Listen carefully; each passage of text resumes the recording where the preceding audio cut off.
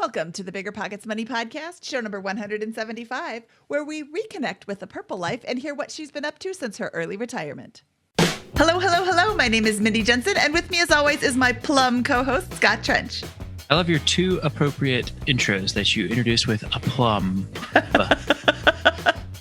Scott and I are here to make financial independence less scary, less just for somebody else. To introduce you to every money story, because we truly believe that financial freedom is attainable for everyone, no matter when or where you're starting. That's right. Whether you want to retire early and travel the world, I guess in non-pandemic worlds, go on to make big-time investments in assets like real estate or start your own business, we'll help you reach your financial goals and get money out of the way so that you can launch yourself towards your dreams.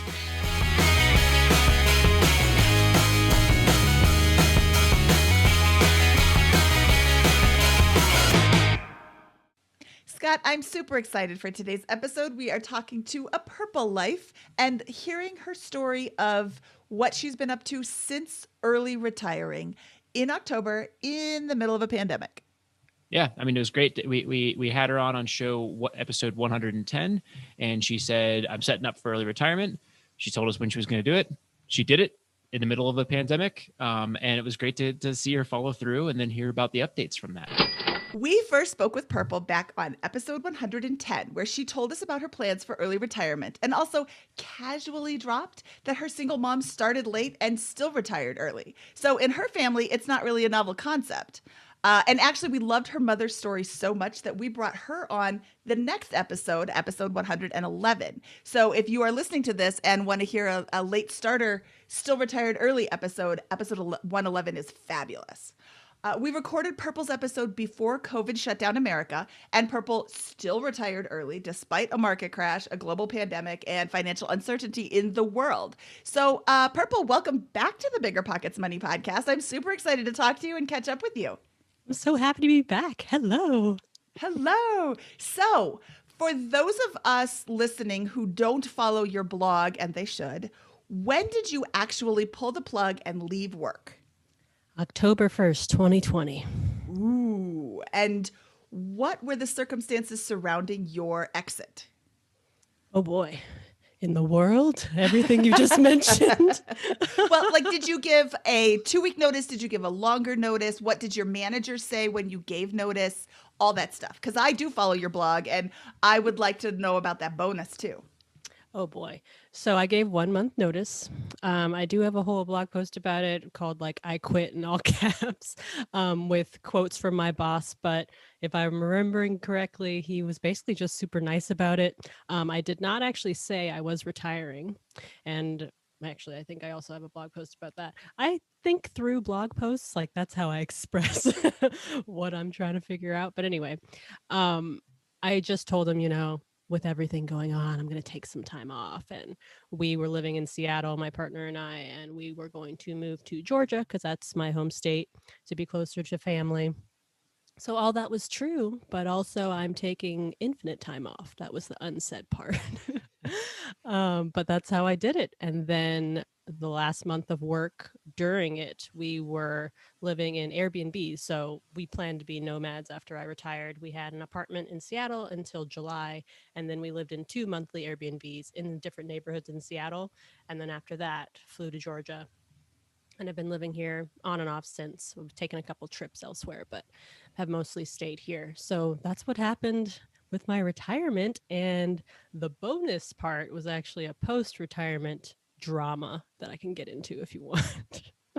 Well, yeah. Let's talk about the events leading up to the weeks and months leading up to the conversation with your boss, and then the specifics of that conversation with your boss. And then I'd love to hear about this bonus. I did not do enough preparation, and I'm not aware of the bonus, so I'm going to be learning this for the first time here. Sure. I have a bit of a problem live tweeting what's happening in my life. So I literally live tweeted the day that I told my boss. So that's up there. I can send you guys a link if you want. It was mostly just gifs of Kermit freaking out and all this other stuff. And then I also live tweeted my last day in the office. But Yeah, my boss was one of the main reasons that I stayed at my last job so long, between him being awesome and it being a remote position. So I was there almost 4 years, and my previous stints, the longest was like less than two. So it was big. And I wasn't surprised that he was supportive. What I was surprised by was that he said that I am welcome back in any capacity at any time. If I Mm. ever want to make some money as a freelancer, contractor, whatever. And I was like, cool. I really like that. And I want to focus on that for a minute because you said my boss was super nice about it. I have quit jobs. I have quit jobs that I hate, and I have quit jobs that I really like. And it's always nerve wracking to go into your boss because you don't know how they're going to react. You were giving a 1 month notice. They could have said, "We hate you, get out now." And they didn't. And they were very nice about it. And that's, ultimately you have to be prepared for them to say that. Oh, well, you can just leave now. Okay, bye. That was It's one of the reasons I gave notice at that time. Because when we talked a year ago, I was going to leave in September, actually. But some weird stuff was happening at my company. The people they were promoting were kind of horrible. So I'm like, this is starting to be a weird place. My boss is a partner in the company, but he's not the only one. So I was like, they might just tell me to GTFO. And if so, I want to make sure I have all of my investments that I wanted, the cash cushion I wanted. Like, I'm all set in case they do, but they didn't. So Can you just for folks who have not listened to episode 110, could you just give a very brief overview of your financial position that gave you the confidence to have it go into this conversation? yes. So when we last chatted, my goal was to have $500,000 to retire. Background, that is just for me. I am not having kids. I have a partner, but we have completely separate finances. I am lucky that I don't have to support my parents or anyone else. As Mindy mentioned, my mom retired at 55, so she's good. And that was the goal. But then, March happened and the market crash happened and everything else. And so I reassessed, like, should I still go for this? Because my portfolio, I'm 100% in stocks. So my portfolio was cut by, what was it, 33% that month. But after looking over everything, I was like, nah, let's still go for this. Let's see what happens. And I had no idea that then the market would be like, yeah, we're fine. Let's go back up. I'm like, wait, what's happening? It was like, oh, let's just keep going. And so when I retired, I actually had not just the 500,000 period. I had 500,000 invested and 40,000 in cash. So the only thing I changed was I was originally going to have 1 year in cash to live off of, and then I was going to pull from my portfolio. But because I was looking at the uncertain world around us, I was like, let's have 2 years in cash and then hope that in 2 years we'll have a vaccine. And luckily that timeline was even shorter than expected. But originally I think we were throwing around 2 years to get it, not to mention distribute it. So yeah, I bumped that up, but I retired with more money than I expected. Well, that's awesome, and that's kind of one of the things that I hear from a lot of people who've retired is that, oh, well, I thought I was going to have this, but I actually had a little bit more. And I love that you had cash in hand, and I love the 2 years. We spoke with Michael Kitsis, Scott, and he didn't like a 2 year cash, or maybe he did like, oh man, I should have looked this up Two-year before. cash cushion is bad math, but it's good early retirement. So Yeah, it's we see a lot of people doing that when they move into the early retirement space, in spite of the fact that, hey, it's not the right way to optimize it according to the Kitses and Bill Bangans of the world, but it makes you feel, it does a heck of a lot for that confidence level and feeling really good about the decision. If I remember correctly, I think he was talking about having a large percentage of like your overall portfolio in cash, but for me, it was in addition to, instead of Mm-hmm. like on the sidelines not doing anything. Yep. Well, yeah, I mean, I've and that's what we find is most people, they don't live just in the 4% rule. They've got, or whatever it is, whatever their rule of thumb is, they've got the 4% rule and then the cash, and then the rental property, and then this other income stream, or, I'm going to be 4% and then have a pension. And so that, we find that in practice, a lot of people are more conservative, and it sounds like no exception to that. Yep, very conservative over here, even though everyone's calling me crazy. Well, and that is something to think about. I have always heard that if you want to spend, well, okay, so you spend 20,000. If you want to spend 40,000, you have $1 million, and then you have separate finances from your partners, so you are only considering yourself, which sounds, I didn't mean to say it like that, but like you're only worried about, oh, what's the better way to say this? I am just tripping over my face right now. But Well, if she wants to spend more, then she can go back to work. She's welcome back anytime. Hmm. And I How great love is that that? too. I wanted to point that out as well, as you didn't burn bridges. If you're thinking about retiring early, don't burn the bridge. Yep. Telling your boss what you really think of them makes you feel good for 1 second, and they will never hire you again. And every person who calls them up, they're like, I wouldn't hire her. If you You got know? that conversation coming with your boss, you should be leaving that job long before 5 and working towards the grinding it out the rest of the way to 5 with a job you like, with the boss you like Purple did. Yes. But also, if you are retiring from a job that you hate, don't burn the bridge.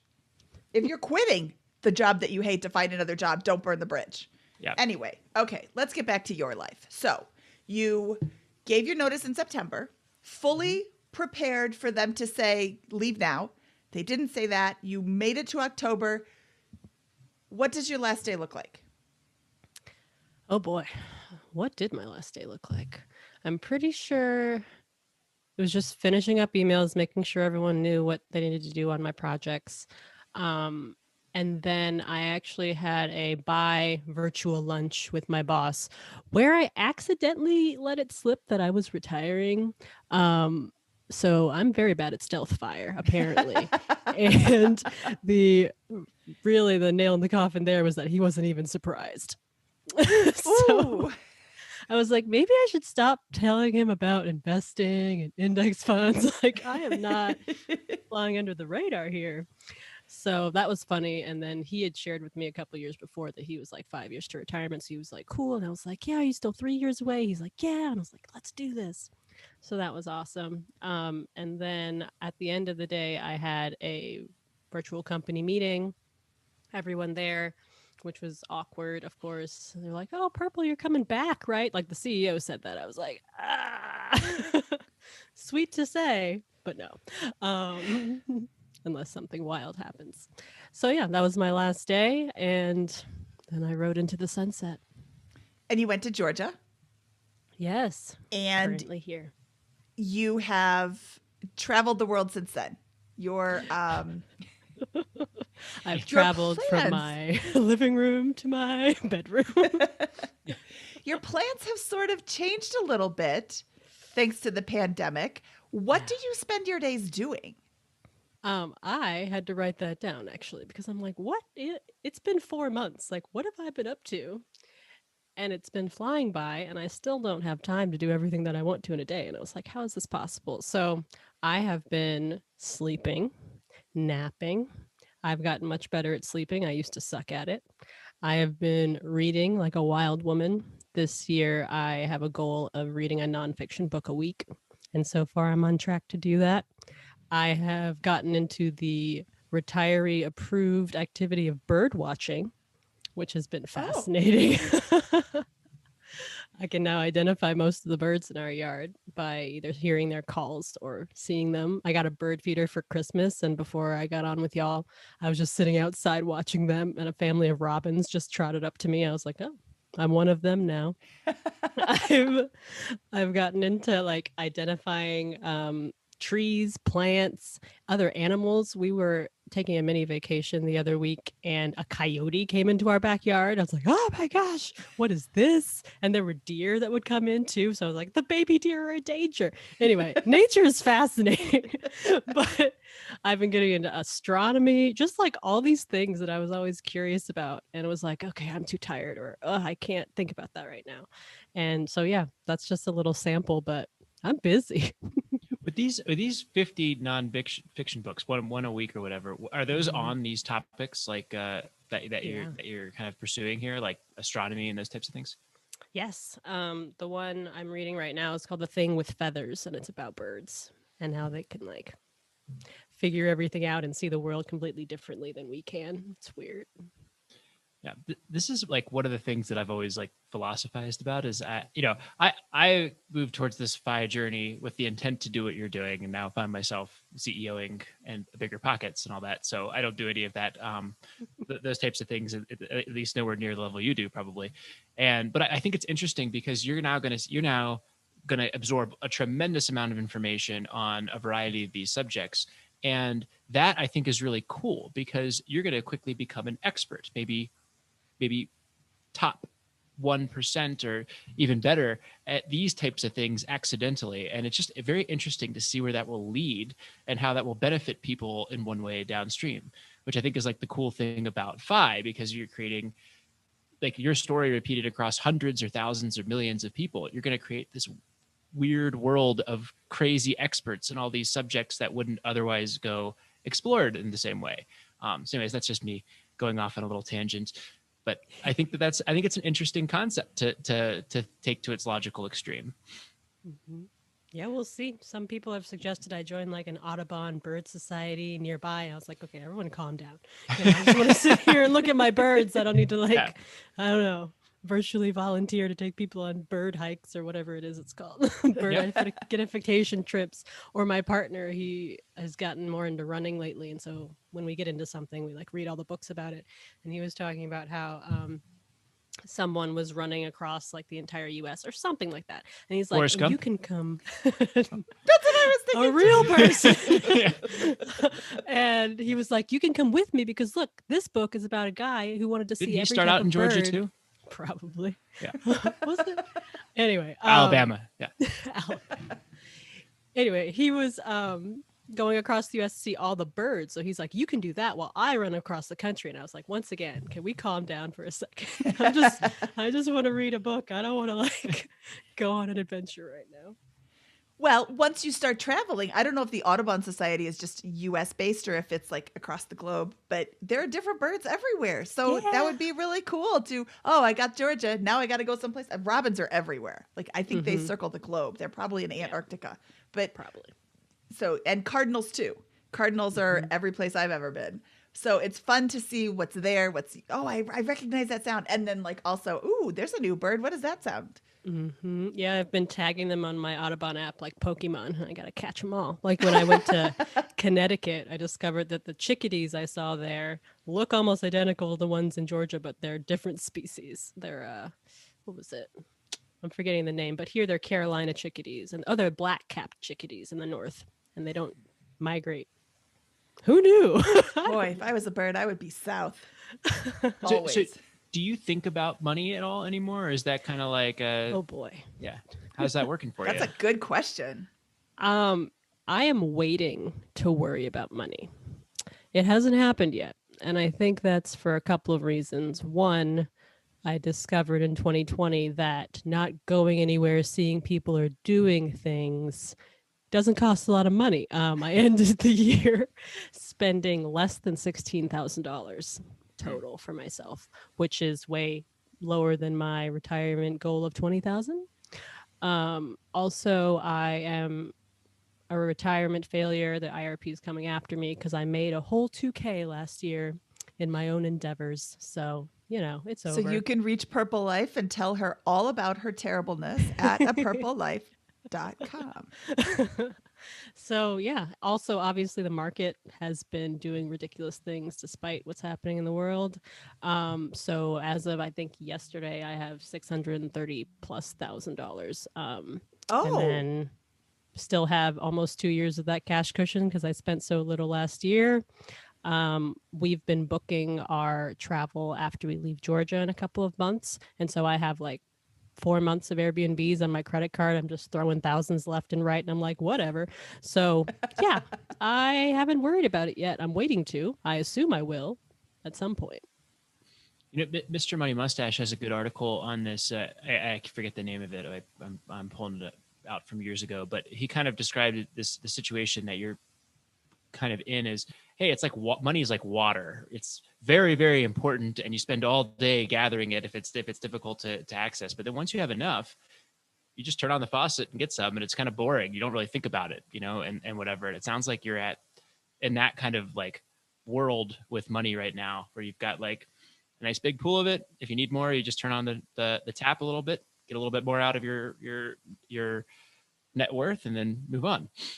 Yeah, I haven't been thinking about it. Just even besides the Airbnbs, like I've been ordering way more takeout and obviously tipping even more generously than usual and giving more and all these things that I was like, I used to look at my budget, and now I'm just like, it'll be fine. Oh boy. Okay, well, let's look at your money and where it's sitting. Are you invested in, you said you're 100% in stocks. Are you 100% in index funds? Is it pre-tax, post-tax, a mix of both? Where's your money at? All my money is straight up in index funds, Vanguard Total Stock Market Index Fund VTSAX. It's about half in taxable and half in tax advantage accounts. Now that you don't have any income, are you doing any sort of Roth conversion ladder? That is my plan for this year, since last year I still had an income. But we'll see how much extra money I make, and that will determine how much I can convert. So we'll see about that. Okay, because that I think is very interesting. I'm actually really hoping that my employer will start offering a deferred compensation plan so I can start converting, and then I can avoid some of these taxes. And I'm looking way down the road at RMDs, and I don't want, it's like the best problem to have. It sounds even stupid saying it, but right now I have this much. And you can reasonably assume that if you continue in this, index fund thing, then you can, double your money every 7 or 8 years. So if it doubles and doubles and doubles and doubles and doubles, by the time I have to do RMDs, I might be looking at some significant RMDs. Again, great problem to have. Oh, poor you. But if I can avoid that, I would rather. So the conversion is something I have to look into. Maybe we'll get somebody on the show who can talk about the concept of converting and things to think about down the road, because anyway, sorry, that derailed the conversation. No, I think it's a great point, and I think that it's a. I mean, you even though you have what I think a lot of people would call lean fi, it's clearly a big surplus for you though, with the circumstances that you have right now. You still are probably overburdened in your tax advantaged accounts relative to when you'll need to withdraw them down. And so that, like, I'm sure that is a concept, but I also feel like you have so many hedges against that in practice that will never become a problem, because you will, internet retirement police, accidentally make money over the next couple of years, and you've got that 2-year cash cushion, and the taxable accounts probably will outperform what your conservative estimates are. But have you thought about that, or how do you what is your strategy around those? Yeah, so I've thought about it, and my plan was to live off of my taxable accounts. Once I retired, I changed my taxable dividends from being reinvested to being deposited in my checking account, which was another weird thing. It's like, where'd all this money come from? I'm not working. That's weird. And then I'm planning, after my cash cushion runs out, to withdraw annually. And I've projected out how long that would take me to draw it all down. I think it was, even if the market doesn't do wildly good, like 15 years. And so regardless, I will start converting and using a Roth IRA conversion ladder, even if I have to pay a little taxes. Woe is me once again. Just so I can then start to pull from the Roth as well down the line. I mean, and that's in a no income environment, right? That won't happen, even though that's your plan. Well, I mean, no income. The $2,000 just kicked me out of retirement. Don't you know? Well, and what is that? 1/8 of your spending? That's not small potatoes. True. I mean, that's more than a month of your spending. We briefly touched on the bonus, but we didn't actually discuss the bonus. Oh yeah, we got so distracted. You had said that you discovered after you left your company that you were entitled to a bonus or had earned a bonus in some way, but you weren't sure how much of it would actually show up. So let's talk about that, because that's something to think about. Just because you don't work there anymore Like, Scott, how does that work as a CEO? If I don't work there anymore, but I earned a bonus, do I get it? Usually the bonus, the rules of that are baked into they're communicated in advance. Like, for example, we pay out the bonus at the end of January, or the annual bonus at the end of January in the calendar year. And so you must be employed at the time that the bonus is paid out in order to receive the bonus. In Okay. practical sense, like maybe if someone's like leaving like a day or two before or after, like, or a very short period of time after that can be worked out. But in general, that you have to be employed through that bonus unless your employer has a different relationship or whatever. If the employer is sitting there like, we really want you to come back when if there's a odds at chance that you get bored in your early retirement, maybe they're going to have a different math on that, but I don't know. Okay, so Purple, how did your math work? So, my old job, about $15,000 of my salary, and I was making almost 115 when I left. It's tied up in quarterly bonuses that they give out, and 10K of it is guaranteed, and the 5K is based on performance, or so they say, which I'll get into that. One of the reasons I had two reasons why I changed my quit date to October 1st instead of September like I originally planned. One was so I would get the bonus that is for Q3 because I would have worked through all of it. And then the other reason was so that I would have health insurance through all of October, even though I only worked one day. So I expected that bonus because I have read all of the HR materials that they've ever given us, and it does not mention anywhere that you have to be employed when they pay it out. I saw that I only got my regular paycheck after I'd left. And so I reached out to our accounting department. It was like, hey, didn't get my bonus. What's going on? And then they responded saying, oh, well, you have to be employed, not even when we pay out the bonus necessarily, but when we talk about paying out the bonus, which is not a date that is shared with us at all.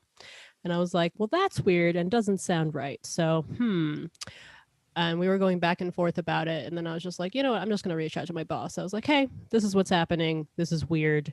It doesn't say that anywhere. So can you let me know what's up? And apparently he went to bat for me. And after a lot more back and forth, I got my bonus. And I walked away. But then I was also discussing on Twitter with people like, is this normal? What's going on? And I did hear a lot of rules like that, but that they actually have to be laid out. And if they're not, a few lawyers on Twitter were like, you can sue them if you want. Yeah, I think if the company doesn't lay them out specifically like that, you're looking at a murky ground there where you might win, you might lose, it might be messy, whatever. So I think it's great that your manager went to bat for you. I just think that's not a good plan for someone following in that direction. I would, I think you're leaving a lot up to chance there. Sure, you might have been able to sue them. That might have cost you more in time and energy than the bonus was worth at the end of the day. And so just be maybe. I just didn't even know it was an option.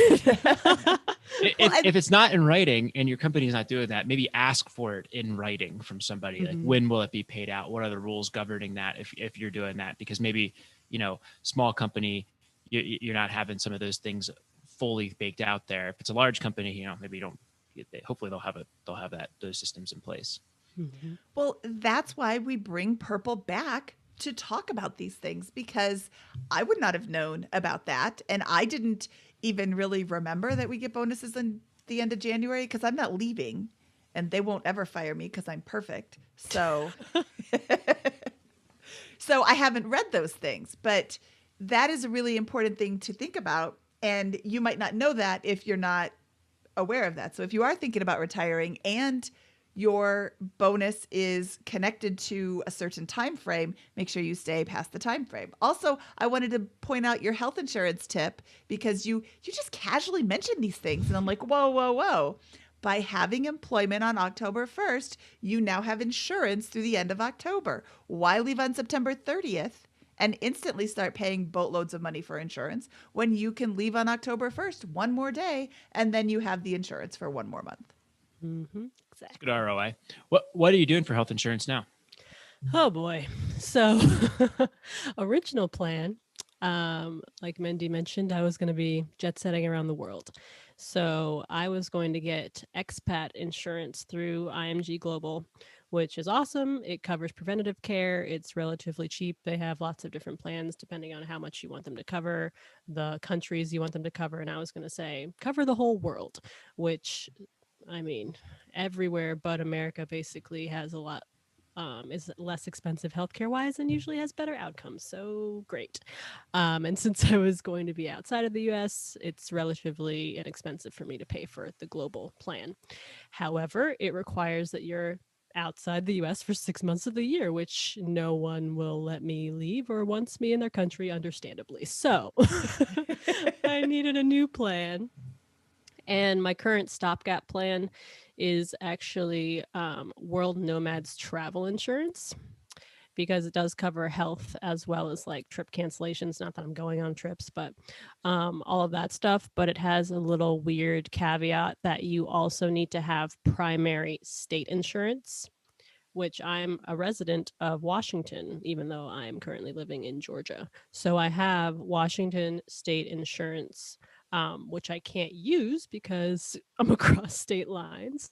But that was a requirement to get World Nomad. So that's what I'm doing for now. And then once it's safe to travel, I'm out of here. Expat insurance all the way.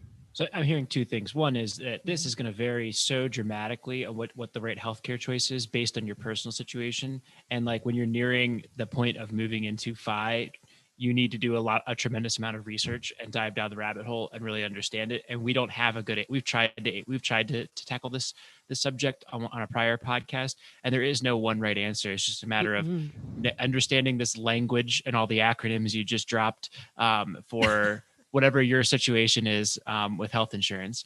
And then secondly, how ridiculous, my dad doesn't like when I use the word ridiculous too often, but I'm using it here. How ridiculous is it that if you are a single person with no kids or a couple with no kids, that it is probably just way better and way cheaper and way easier to be traveling the world, a country at a time, 3 months, 4 months in a row, and getting this international insurance than it is to live in the US and cover your healthcare costs. That's just the reality of it. So after COVID, that's the move, it seems, for a lot of folks. Yeah.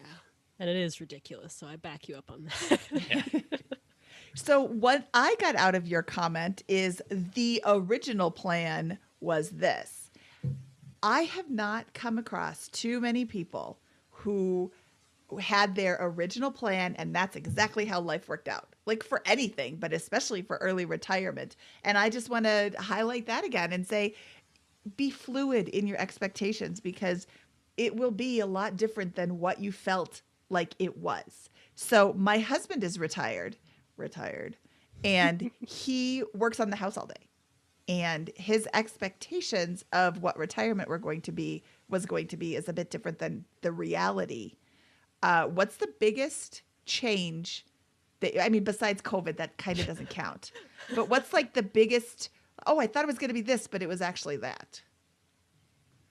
Or does COVID just throw a big monkey wrench in your plans completely? Yeah, I think it really was COVID specific because I had 4 months of international travel plan, like fully booked out. It was it was a mess to get that money and credits and all that stuff back. But yeah, I was gonna fly out of Seattle, head to the Great Barrier Reef, hang around Australia for a month and New Zealand for a month. Then I was gonna fly to Argentina for a month. Right now, I was supposed to be in Thailand, chilling on a beach. So obviously, none of that's happened. But I plan to have a jet setting retirement where I'm going between higher cost of living and lower cost of living places, with beaches being my constant. And instead, I'm living in a tiny house in Georgia. So not at all as planned. But I'm trying to find all the silver linings. And I do think that having this slower introduction, more like normal life introduction to retirement has been really good.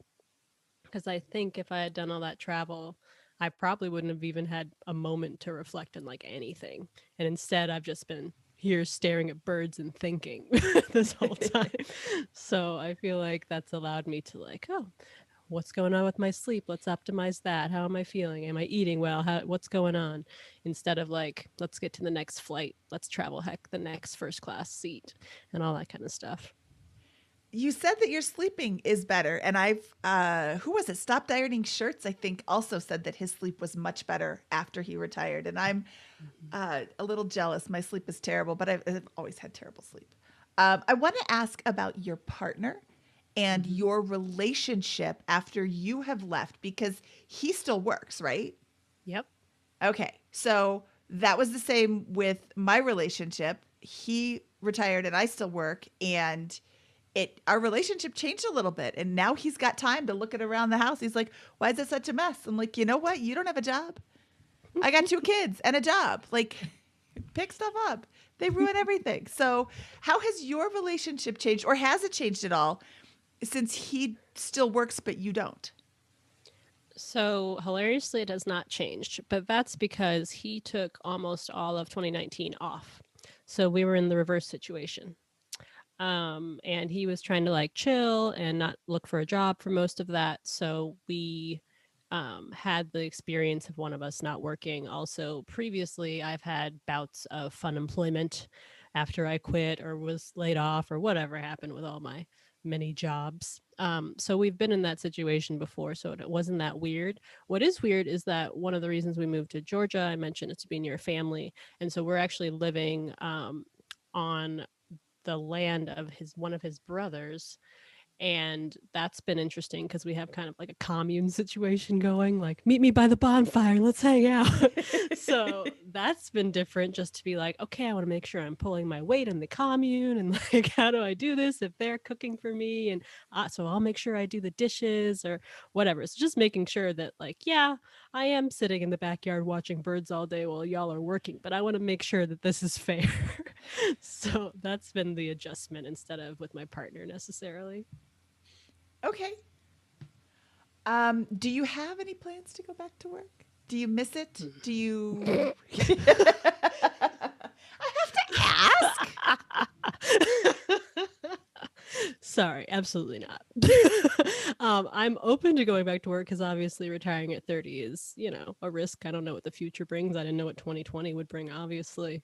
So if I need to, I'll totally make some money. That's fine. But no, I do not miss it at all. Okay, so let's talk about those dividends that you casually mentioned are no longer being reinvested, but are instead going into your um, checkbook. What sort of funds are we talking about? Like, do you have $1.50 that's coming back, or do you have like $50,000 coming back? What is this?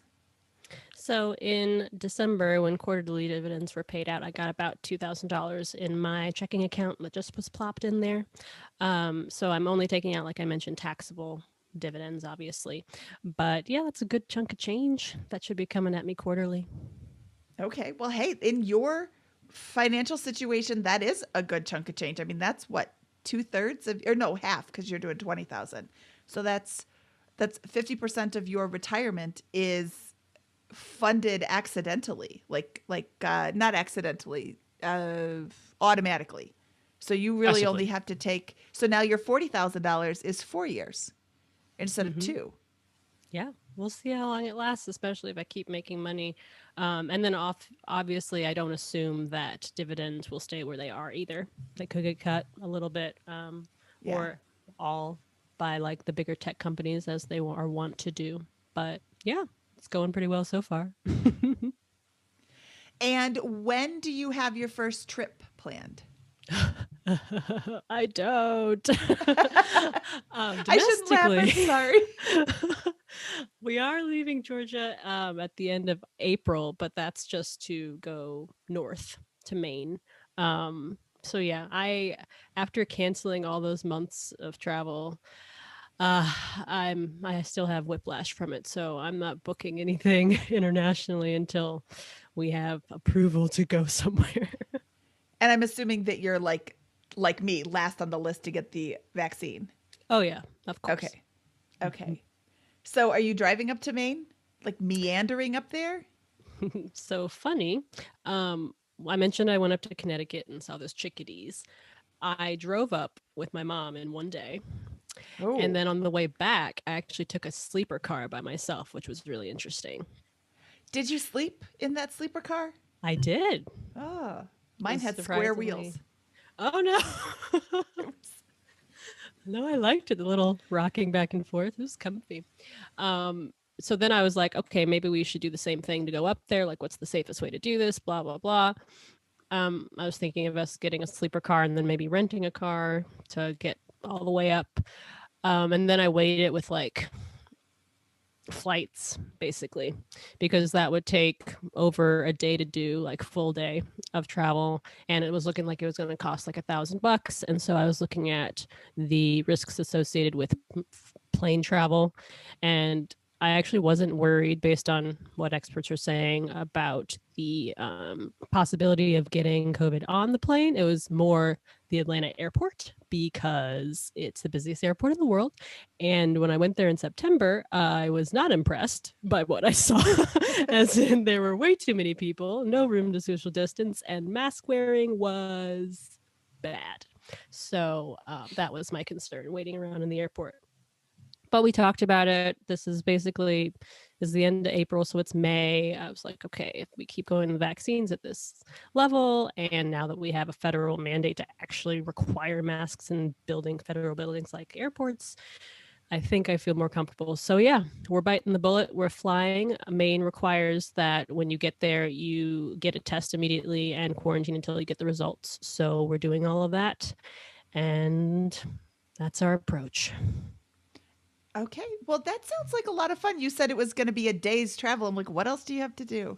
This is your slow life now. You don't have to go, go, go. But you lost me at $1,000 because that is a lot of money to go from Georgia to Maine. Yeah, and Um, the flight is like 200 each, so yeah. and it's 2 hours versus 24 hours of travel. Yeah. I went on a train, 36-hour train ride, and it ended up being like a 40-hour train ride because the commuter rails are on the freight train tracks, and the freight trains have precedence. So, Purple, your retirement kind of mirrors my husband's retirement in that he gave his notice, he quit his job, and then 2 weeks later, he got wind from his former coworkers that the entire project had been canceled. And so he left on his own terms, and I'm really glad he left and then it was canceled as opposed to the other way around. Anything happening at your old company? Oh, of course. So I left October 1st, and I still have friends at the company. We talk like every other week at least. And I was having one of our regular video chats, and she mentioned to me that our company was actually no more. It had been acquired by a much larger, in my opinion, sketchier company. And all the employees were told this on January 6th of all days, which if there's a day to like postpone a meeting, I'm going to say that's it. Oh, yeah, that was the day. It was. So not just like the country up in arms, but oh, you might not have a job as well. Good luck. Oh my gosh. So yeah, I was freaking out because there was no indication of that at all. Like I know that they're not allowed to tell us specifically for like insider trading reasons and whatever else. But more and more kept coming out like, oh, we were asking very normal questions like, is our bonus structure the same? Because that's like 10% of most people's salaries. Are the PTO days that we were told we could roll over still accurate now that we're part of a different company suddenly? And they were like, I don't know, we'll look into it.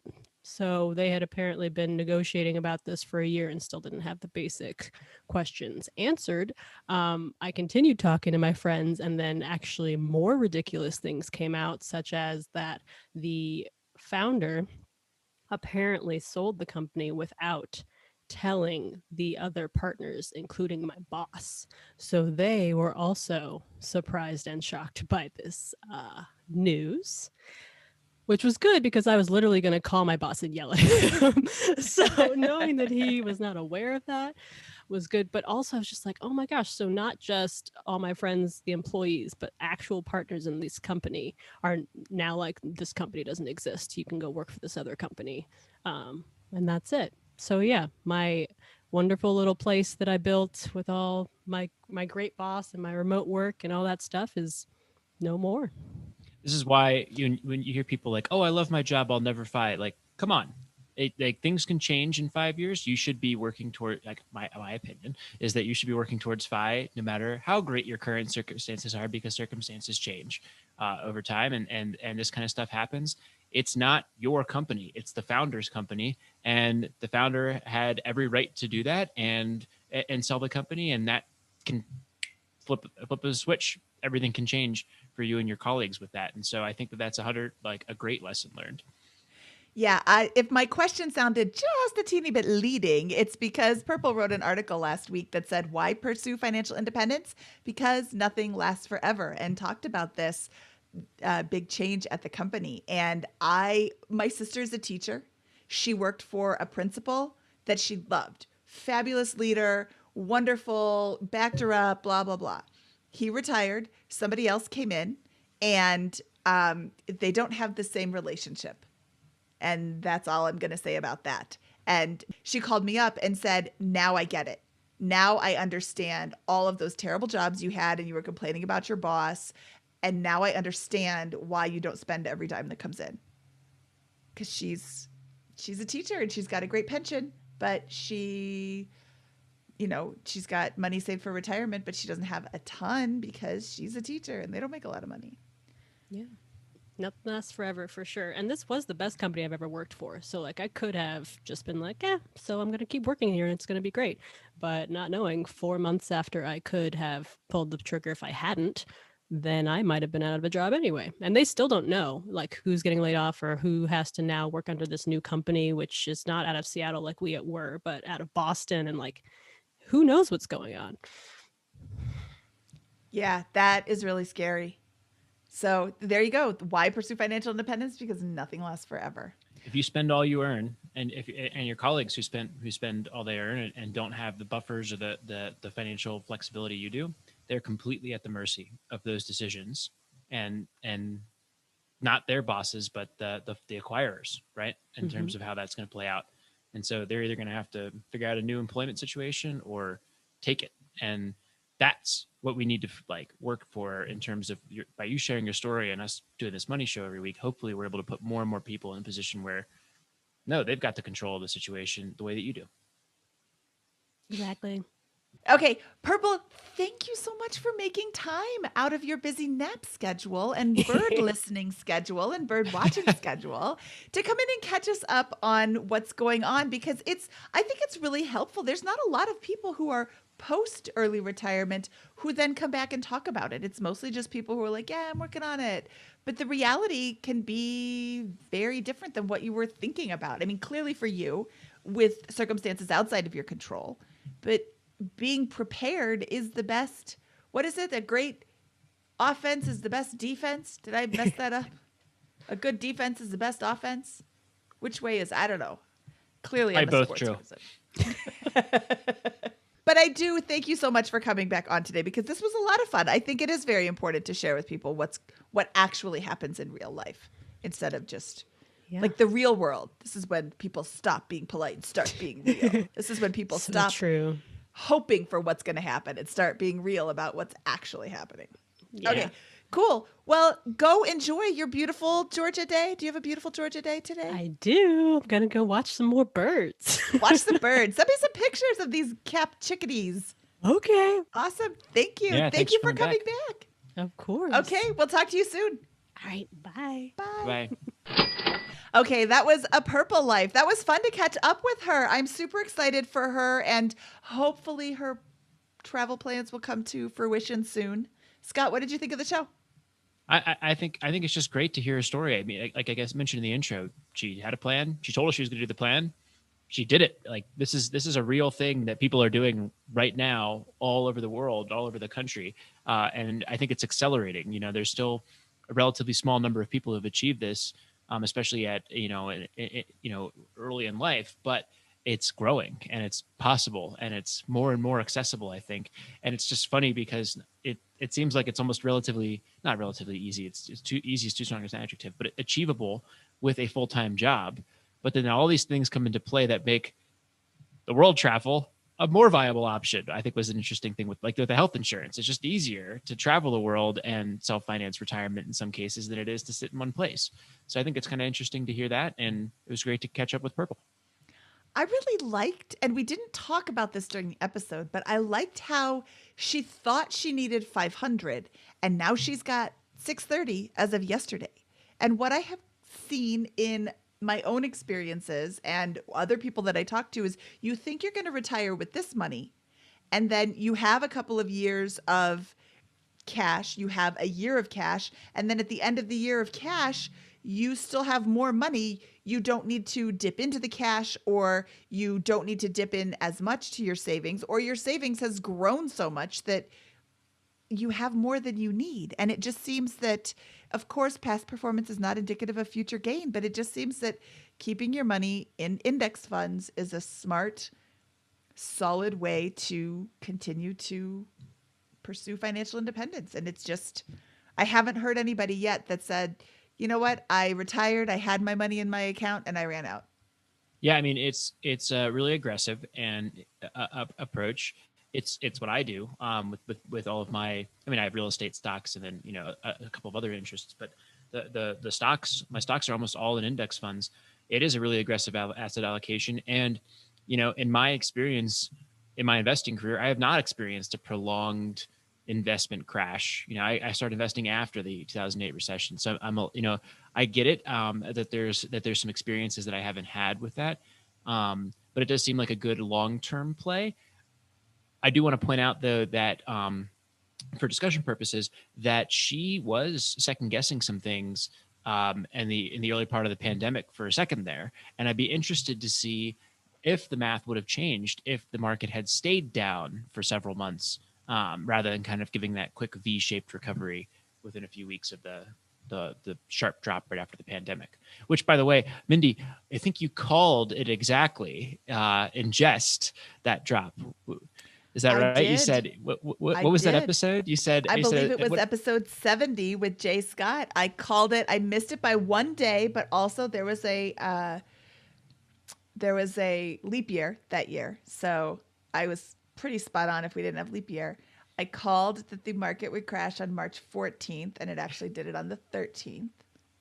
Oh darn! Yeah, So yeah. But you're like, it could crash a tremendous amount on Monday or whatever, and then it crashes. Yeah, it's like. So go back and listen to episode 70 if you want to hear Mindy's, profit. What's prophetic, perfect prediction, almost Prophetic perfect proficient prediction. Also, call. it's just a really good episode. Jay Scott is wonderful. Okay, Scott, should we get out of here? Let's do it. From episode 175 of the Bigger Pockets Money Podcast, he is Scott Trench. I am Mindy Jensen saying, see you later, aggregator.